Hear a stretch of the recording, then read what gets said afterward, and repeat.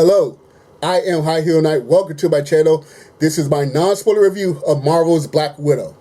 I'm not going to do my usual format. I'm just going to pretty much talk off the cuff because it's way too hot for me to try to make a video in my usual style.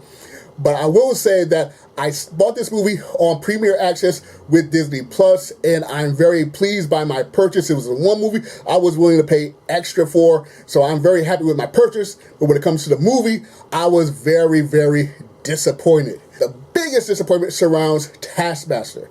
The biggest complaint in the entire MCU is how it handles its villains, but after we had great villains like the Vulture, like Killmonger, and of course Thanos, I was hoping that, yes, they finally got to act together with their villains. Now, I did my best to avoid a lot of the trailers and promos and commercials, but I had a feeling I wasn't going to completely like how they handled Taskmaster. I was fine for a little dislike, but no, I was greatly disappointed. They totally dropped the ball with him.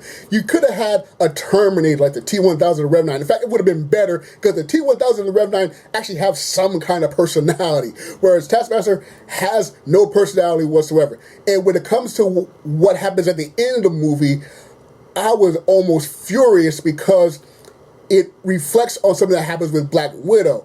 In this movie, they tried to put some dirt on the reputation of Natasha Romanoff. It's showing that, yes, at one time she was a ruthless killer willing to do anything to achieve her goals. So I was like, okay, that's going to be really interesting to take this character, but nope.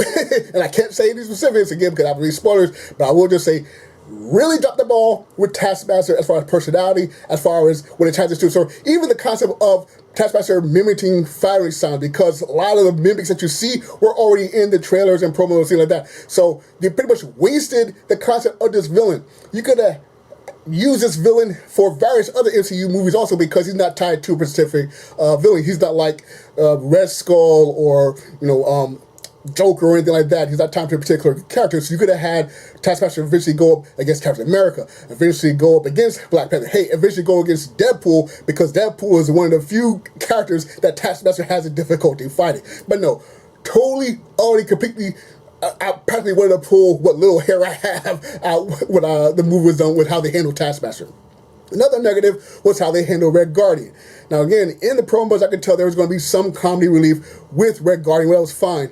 But like 80% of Red Guardian is just treated as a joke, or that he's a buffoon, or that he's incompetent, or that he's trying to live out the glory days. And I'm just like, this is the one significant male character in this female-centric movie. Now, this movie doesn't hate on men, unlike some recent female-centric movies, like the recent Black Christmas movie and the recent Charlie's Angels movie. This movie doesn't hate men, but it's not really presenting men in a much positive light. All right, and so you have the Red Guardian, the one major male character in this movie, and he's pretty much treated like a buffoon. And I can't imagine any of the little boys watching this movie are going to want to run out and buy Red Guardian costumes.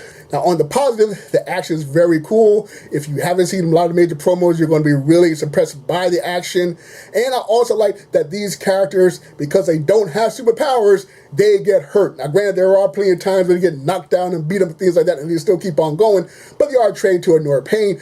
But overall, when like the dust settles, they're bruised, they're battered, they have dislocated body parts, they're bleeding, they need time to repair and things like that. So that's something I appreciate, unlike some other action heroes I can name. And as far as the story itself, it was pretty cool. It fits in right in between Captain America Civil War and Avengers Infinity War. So it's a nice little in-between movie that doesn't necessarily ruin either film. But overall, again, I was disappointed. So as far as my verdict, it's an enjoyable movie. I did enjoy watching it, but there was so much potential in this movie and how these characters will be used in the future. I was just totally dismayed. So I'm going to give Marvel's Black Widow a C- grade. Okay, so that's my review of Black Widow. Let me know what you thought of the film. Be sure to share whatever comments like in the comment section. Be sure to like, share, and subscribe, or dislike, share, and subscribe. Once again, I'm High Heel Knight. Thank you very much for watching. And remember, find inspiration everywhere.